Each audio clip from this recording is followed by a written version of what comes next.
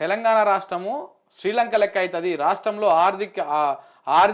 ఆర్థిక పరిస్థితి చిన్నాభిన్నమైంది. కాంగ్రెస్ పాలనలో అంతా ఆగమైంది. 3 నెలల్లో జీతాలకు కూడా ఎగనామం పెడతారు. రేవంత్ సర్కార్ పైన కేంద్ర మంత్రి బండి సంజయ్ దీంతో పాటు ఇంకొక మాట మాట్లాడాడు.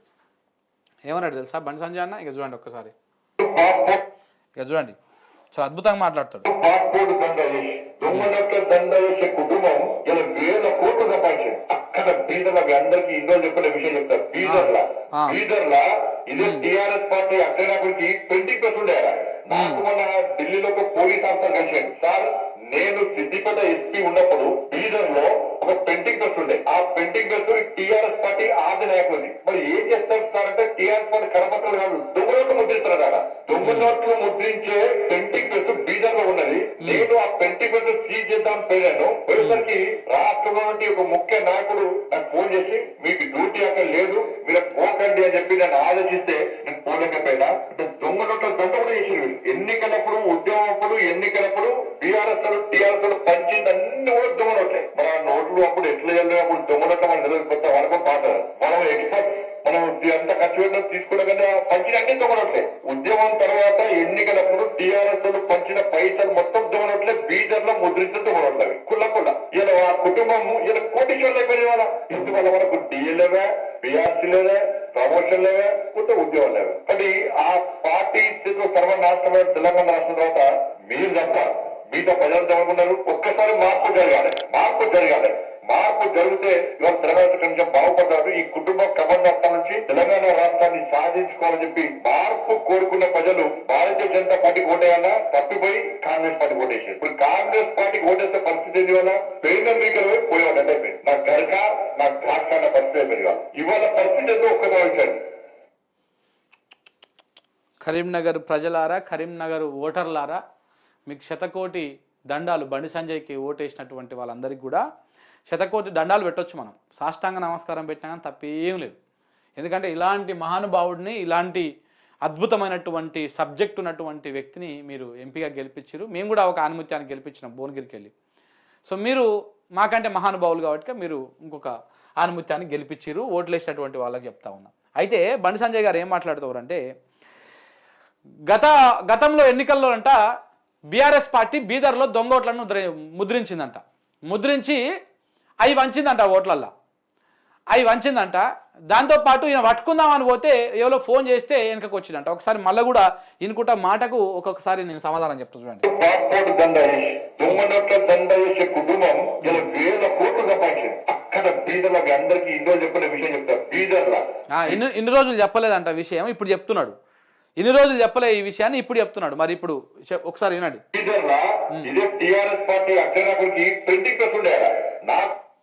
ఇది టీఆర్ఎస్ పార్టీ అగ్రనాయకుడికి ప్రింటింగ్ ప్రెస్ ఉండేదంట. ఏడా బీదర్లా. ఇక వినండి స్టోరీ ఎంత మంచిగా ఉంటుందో.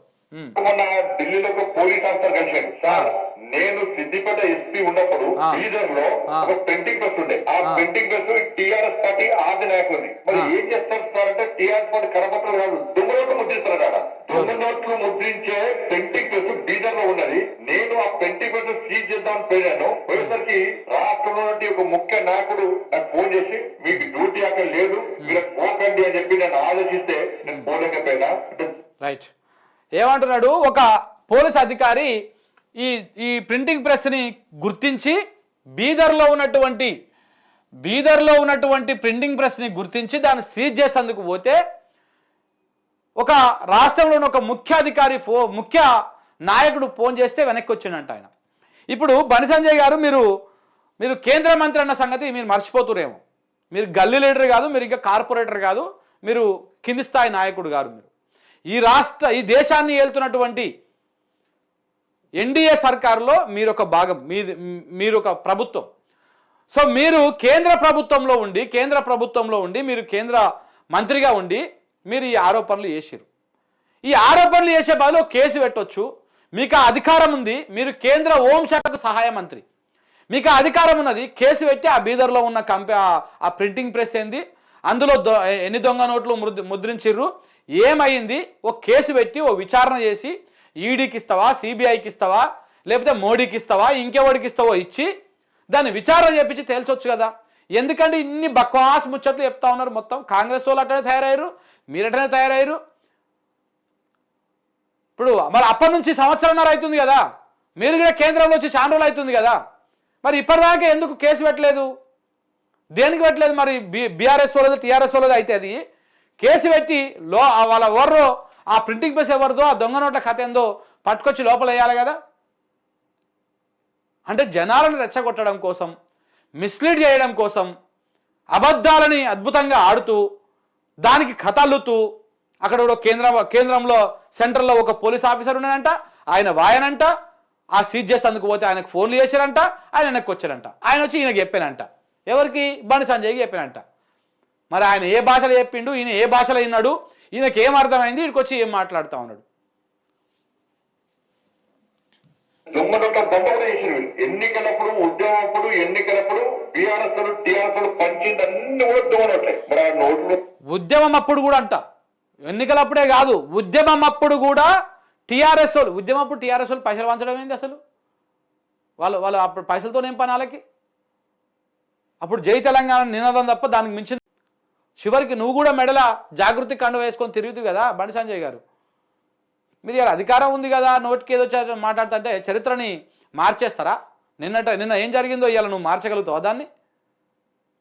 నిన్నటి రోజు అయిపోయిన దాన్ని చరిత్రని మళ్ళీ మార్చలేం కదా.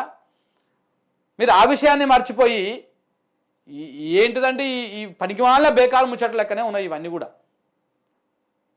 ఉద్యమ సమయంలో కూడా దొంగ నోట్లు ముద్రించారంట, అప్పటి నుంచి అక్కడ బీదర్లో ఆ ప్రింటింగ్ ప్రెస్ అట్లనే ఉందంట. మరి అప్పటి నుంచి ఉంటే 2014లో మీ ప్రభుత్వమే, 2019లో మీ ప్రభుత్వమే, 2025లో 24లో మీ ప్రభుత్వమే, 3 సార్లు మీ ప్రభుత్వమే వస్తే మరి ఎందుకు వాళ్ళని పట్టుకోలేకపోయారు? ఆ కట్టలేవో పట్టుకరాలేకపోయారు? ఎందుకు ఇట్లా బేకారు ముచ్చట్లు చెప్తారు? దేనికోసం చెప్తారు? ఎవరు రెచ్చగొట్టడం కోసం? ఇప్పుడు ఎవరిని కాపాడడం కోసం? ఇలా బీఆర్ఎస్ కాంగ్రెస్ మీద గట్టిగా ఫైట్ చేస్తూ ఉన్నది. వీళ్ళు ప్రజల్లోకి పోతా ఉన్నారు, రైతుల దగ్గరికి పోతా ఉన్నారు, పంట పొలాల దగ్గరికి పోతా ఉన్నారు, సమస్య ఏదంటే ఆడికి పోతా ఉన్నారు. కాబట్టి ఆ క్రెడిట్ మొత్తము ఎట్లా కాంగ్రెస్ పార్టీ మీద వ్యతిరేకత వచ్చింది, ఆ ప్రభుత్వం మీద వ్యతిరేకత వచ్చింది, ఆ వ్యతిరేకత మొత్తము బీఆర్ఎస్కే పోతా ఉంది, అది మాకు రావాలని చెప్పేసి ఆ కాంగ్రెస్ పార్టీని దాన్ని కాపాడుకోవడం కోసం ఈయన మలుపుకునేటువంటి ప్రయత్నం చేస్తూ ఉన్నాడు.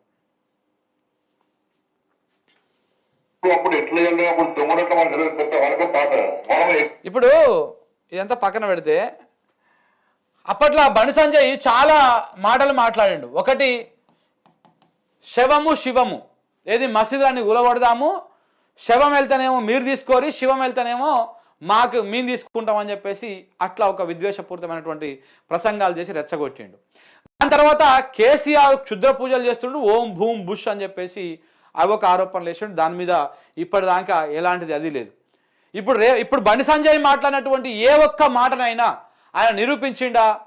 నిరూపించలే. ఇట్లా మాట్లాడుకుంటూ పోతా ఉంటాడు. మన కిందంగా బేవర్స్ బ్యాచ్ ఉంటుంది ఒకటి, గడ్డాలు మీసాలు పెంచుకొని, ఆ బ్యాచ్ అంతా జై బండి అన్న, జై జై బండి అన్న అని చెప్పేసి తిరుగుతూ ఉంటారు. అంతకు మించి ఇంకొకటి ఏం లేదు. ఇదే బండి సంజయ్ మీద ఎన్ని ఆరోపణలు వచ్చినాయి, ఎన్ని కథలు వచ్చినాయి, మనం చెప్పుడు కాదు, ఇదే బీజేపీలో ఉన్నటువంటి వాళ్ళు, దానికి అనుబంధ సంఘంలో పనిచేస్తున్నటువంటి వాళ్ళు బొచ్చడి మంది బయట చెప్తా ఉన్నారు.